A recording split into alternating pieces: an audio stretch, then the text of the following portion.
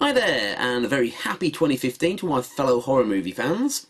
Now, as it's the new year, that means it's time for my annual rundown of favourite horror movies from the last 12 months. Now, I'm going to be quite honest with you here. 2014 has not been a very good year for horror. Now, most years I struggle to keep my choices to under 10 titles, and quite often there are films that I wanted to include but had to miss off for brevity. This year, though, I struggled to find more than 5 titles that I wanted to include on the list. Now, eventually I did manage to pick about 7 or so films, although some of which I dare say will cause some consternation, but to be quite honest, there really wasn't much of a choice. Now, as with previous years, the list is a bit arbitrary, as I haven't seen every single horror that was released this year, but anyway, the first film on my list of this year's faves is Oculus. An entertaining supernatural thriller about a cursed mirror which stars the redhead from Doctor Who. I thought this one was quite good, as she tries to prove to her younger brother that the mirror is cursed before they destroy it, which might just prove to be their undoing. Now, this isn't the most original film to be sure, but I like the way that you were never too sure what was real and what was being imagined, or whether they were just both mad and imagining the whole thing. I also thought it was clever how they interwove the backstory about what happened to them as children into the main plot after their parents first bought the mirror, and the two stories sort of unfold simultaneously. Plus, I also happen to like Karen Gillan, which made the film all the more enjoyable. Next film on the list is As Above, So Below, in which a group of archaeology students hire some urban explorers to help them search the catacombs of Paris for a hidden artefact that they believe is concealed in a secret chamber.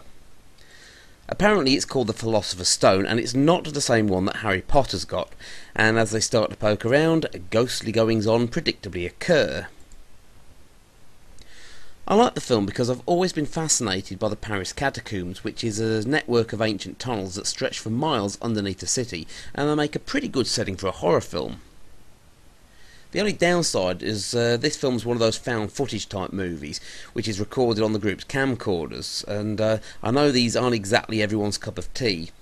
Plus, this is the first time that a film has ever given me travel sickness. The constant shaking cameras and zooming in and out actually made me start to feel nauseous after a little while, and I actually struggled to make it to the end of the film, but it was quite entertaining, and overall I did enjoy this. In a kind of similar vein to that one, my next choice of film is The Pyramid, in which a group of archaeologists uncover an ancient pyramid buried beneath the sands of Egypt, only to find there's something nasty lurking inside, and it isn't Boris Karloff. Basically, this is a twist on those old mummy movies from the 40s and 50s. I happen to quite like those old films, which is probably why I enjoyed this modern day take on it so much, though what they're facing turns out to be far more deadly than a guy in bandages. James Buckley from The Inbetweeners is also surprisingly good in this, in what's a rare departure from his usual comedy roles. And speaking of comedy, that brings me to what was almost my favourite film of the year, and was certainly a lot of fun. Hatchet 3. Now, this one had been released in the US back in 2013, but we didn't get it until a few months ago, which is why I'm only just featuring this now. Now, this was undoubtedly the most fun film I've seen in quite some time, in which a group of sheriff's deputies and a police SWAT team head into the swamp to find out who massacred the people from the previous film, only to come up against Victor Crowley once more, and all hell breaks loose. Packed full of action, gore and tongue-in-cheek humour, there's a few familiar faces returning, like Daniel Harris, that Chinese guy in yet another different role, and of course a heavily made-up Kane Hodder. Plus, there's another fresh load of horror veterans in this, such as Caroline Williams, Zach Galligan, and Derek Mears, which was kind of fun, as he also played Jason in one of the Friday the 13th films, as did Kane Hodder, so we get to see Jason going up against Jason in this. If you like the other Hatchet movies, then you'll like this. I certainly did, anyway. From one killer on the loose, we move to a whole city full with the next film in my list, which is The Purge: Anarchy. This follow-up to 2013's The Purge ups the ante considerably, with the action taking place in the middle of the city this time, as two groups of survivors are forced to hook up with a survivalist after they find themselves caught outside just as the city's annual purge commences. There's a lot more action this time as we follow the group trying to dodge armed gangs, snipers and a truck full of mysterious soldiers who are definitely up to no good. Again, this one looks at just how bad people can become when you remove the threat of actions having consequences, and also takes a sideways swipe at how the rich view the poor in America. There's also a couple of neat twists in the plot where you're never really too sure who's going to live or die right till the very end, which I thought was kind of clever. Moving on now from A Lawless Future to the future of Law and Order, with the next film in my list, which is the RoboCop remake. Okay, I know this isn't strictly a horror film as it's more sci-fi orientated, but it's close enough for me. Now, I was a huge fan of the original and thought this updated version of the cult 80s movie was great fun. For this outing, Officer Alex Murphy is critically injured in a car bomb and is rebuilt by the money-hungry Omnicorps just so they can soften the American public up to the idea of having robot police officers. There's plenty of action, and I thought they managed to capture the spirit of the original in this, whilst putting a new spin on things. Robocop's a lot sleeker and faster this time, and I like the idea of them having a black tactical version of his armour. The film also has a good supporting cast which includes Michael Keaton, Gary Oldman, Jackie Earle Haley, and most amusingly Samuel L. Jackson, who plays an obnoxious TV reporter who wouldn't be too out of place on the Fox News channel. And from one robot now to another, as I unveil my choice of favourite film of 2014. Now, as with most years, this will probably cause some debate, but my personal choice for best horror film of the year is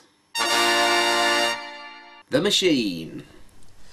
Caradog James's debut feature film about a military scientist that builds a robot to test out a new artificial intelligence program, but his sinister boss is more interested in using it for military purposes. Now, this film had me hooked right from the start. There was just this really dark, malevolent atmosphere that seemed to permeate the entire film. The scientist, played by Toby Stephens, is hoping that the program he's testing out will help these brain-damaged soldiers that can only survive by having computer chips implanted in their brains. However, his boss, played by Star Wars' Dennis Lawson, isn't really interested in helping the wounded veterans in his care, and just wants to use them as guinea pigs for the experimental hardware and software that they're developing. Then you've got the robot, played by Katie Lotz, who's slowly becoming more self-aware, and the more she grows, the more their boss begins to see her as a threat. And then while all this is going on, you've got the soldiers with the computer chips implanted in their brains, who are obviously a little bit more sentient than we first thought they were, and are definitely up to something, but you don't know what it is they're plotting till right to the very end, when a battle breaks out at the military complex they're in. Katie Lotz was aptly cast in a dual role, playing both the scientist and the titular machine of the film, and the whole thing was shot at an actual former disused military base, which really adds to the dark atmosphere of the film.